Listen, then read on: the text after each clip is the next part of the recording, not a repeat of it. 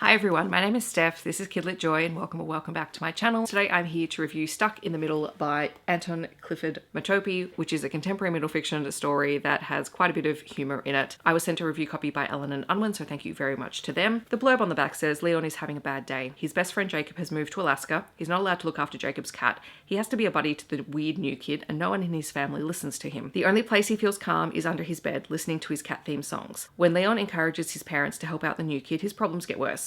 Everyone in Leon's family seems to like Victor more than him.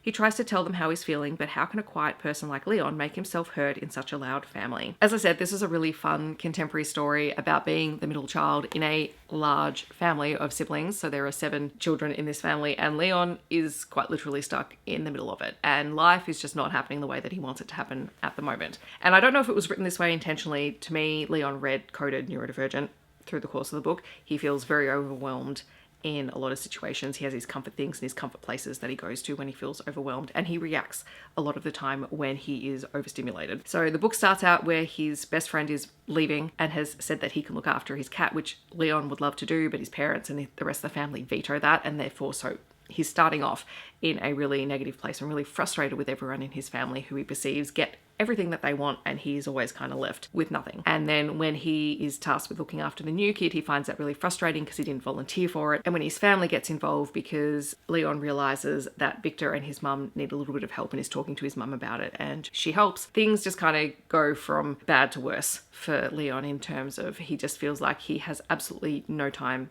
to himself and no one is understanding or listening to him, which leads him to making some very kind of selfish decisions that really impact other people, and he has to learn from those.